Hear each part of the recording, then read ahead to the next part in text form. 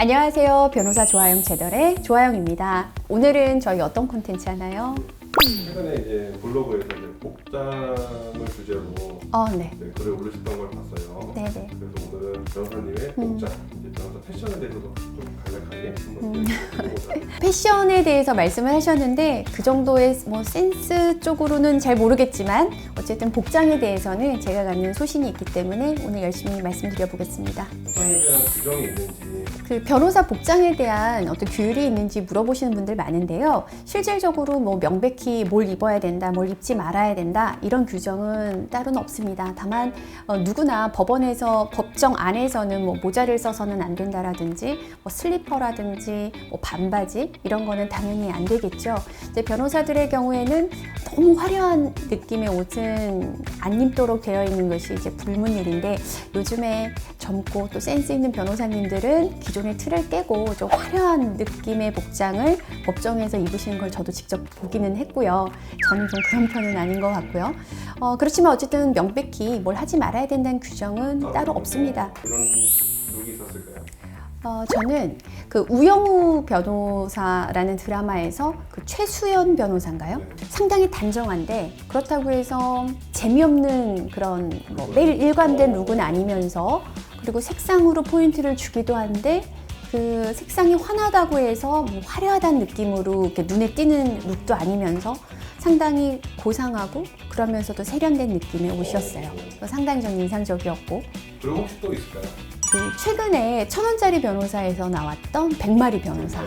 드라마 안에서도 워낙에 이제 럭셔리한 배경을 갖고 있어서 착장했던 의상들이 상당히 럭셔리한 느낌을 줬었어요. 그리고 실제로는 조금 보기 어려울 정도의 화려한 그런 색상들이었기 때문에 제가 실제로 좀 적용하기는 좀 어려웠지만 그 바지 정장의 전형을 보여주는 안에는 셔츠나 블라우스를 입고 겉에 색상이 같은 자켓과 바지를 코디하면서 너무나 세련된 느낌을 주었죠. 그래서 따라하고 싶었으나 조금 역부족이었던.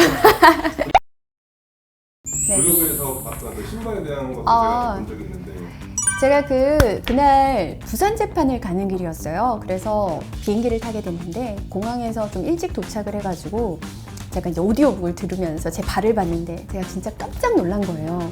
운동화를 신고 있는 거예요. 제가 적어도 재판을 갈 때는 이게 힐이던 낮은 굽이던 어쨌든 구두를 신어야 된다라고 생각하고 실제 구두가 맞죠. 제가 정장을 입으니까요.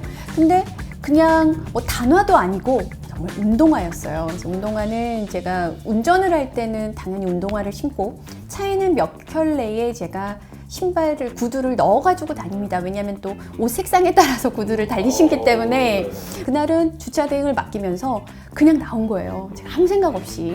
그리고 나서 이제 비행기 시간이 많이 여유가 있어서 이제 앉아있는데 운동화 신는 저를 보고 제가 순간 고민을 했어요. 근데 도저히 안 되겠더라고요. 제가 그러고는 재판을 갈 수 없다는 생각이 들어서 이제 주차 대행에 전화를 하고 결국 차에 가서 신발을 갈아 신고 다시 평상시에 재판을 가는 구두를 갈아 신고 그 사진을 이제 올리면서 부산에 내려가는 비행기 안에서 이제 생각이 이제 들어가지고 블로그 글을 적어서 제가 업로드를 했던 그런 글이었는데요.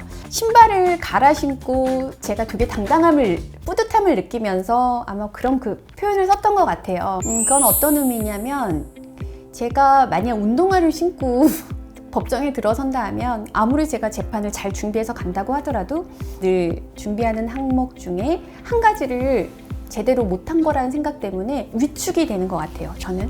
그래서 어느 날 우리가 머리 감기 싫은데 그래도 머리를 깨끗하게 정리하고 옷도 예쁘게 입고 오면 좀 부족해도 자신감이 상승되는 날이 있고 모든 걸 준비했어도 뭔가 준비가 안 되면 좀 위축되는 날이 있잖아요. 그런 거랑 좀 같은 것 같아요. 다른 걸 다 준비했어도 이것은 메인으로 준비할 부분은 아니지만 나의 모든 준비에 플러스 알파, 자신감을 부여하는 요소 정도로는 전 된다고 생각을 하고요. 그래서 의복은 자신감을 상승시킨다라는 의미 하나와 두 번째는 제 의뢰인에 대한 어떤 신뢰나 의뢰인을 위해서 제가 준비할 수 있는 최선의 준비 중에 하나인 것 같아요. 법정의 의뢰인들과 같이 갔을 때 재판 준비 외에도 어떤 갖춰 입은 옷으로 법원에 같이 함께 한다면 아무래도 의뢰인들이 좀 더 든든해 하시는 것 같다는 느낌이 들었고요. 물론 내용을 최선을 다해서 준비하는 건 당연하고 내가 좀 더 의사 전달을 함에 있어서 신뢰감 있는 복장을 하고 있다 했었을 때 함께하는 의뢰인들이 더 좋아하셨던 것도 같아요. 그래서 예쁘고 뭐 유행에 맞고 이런 걸 떠나서 변호사로서 좀 신뢰감을 가질 수 있는 복장을 하는 것은 전 당연할 것 같고요. 또 그게 보여지는 모습 외에도 제가 좀 어떨 땐 따뜻하고 편안한 복장을 입었을 때 뭐 미팅하는 과정에서도 아무래도 좀 좋을 것 같아요. 제가 그냥 편한 복장, 편하게 사무실에서 일하는 복장을 했다기보다는 누군가를 만날 때 좀 준비된 사람 같은 느낌을 줄 것 같아서 제가 이제 집에서부터 준비된 복장을 하고 올 때도 있고요. 또 사무실에 몇 가지 옷을 좀 놔뒀다가 입을 때도 있는데 대부분은 누군가 자리에 가기 위한 옷은 갖춰 입고 오고요. 제가 그게 좀 불편해서 사무실에서는 좀 편하게 입을 옷들도 놔두고 다니기도 합니다.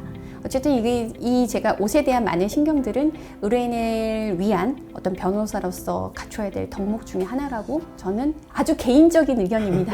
이렇게 오해가 없었으면 좋겠는데 네네. 복장에 대한 그런 비중이 어느 정도 있다고 보면 모든 준비가 10이라고 한다면 의복은 1? 될까요? 예. 제가 아까 말씀드렸잖아요. 모든 준비는 9는 내실을 갖추는 건데 문제는 이 1도 안 됐을 경우에는 완전히 준비가 안 됐다는 느낌이에요. 저는. 마음가짐에 제일 중요하게 표출되는 것 중에 하나가 옷인 것 같아요. 그렇다고 해서 뭐 비싼 옷을 입는다. 저 이 옷 제가 알기로는 한 8년 정도 된 것 같거든요. 그래서 저는 옷을 상당히 오래 입어요. 그리고 관리도 되게 열심히 하고 이미 유행은 좀 지났어요. 나름 뭐 유행을 매번 따라가거나 따라가기도 합니다.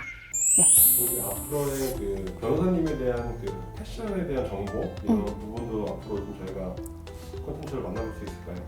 아무래도 이제 제가 커리어 우먼으로서 복장에 대한 나름의 소신이 있기 때문에 어떤 옷을 입으면 좋을까라는 관심이 많이 있어요. 그래서 워킹맘 분들이라든지 아니면 뭐 일 때문에 옷에 대해서 늘 고민하시는 분들하고 아마 비슷한 고민을 할 것 같은데 그런 콘텐츠를 또 한번 준비해 보도록 하겠습니다.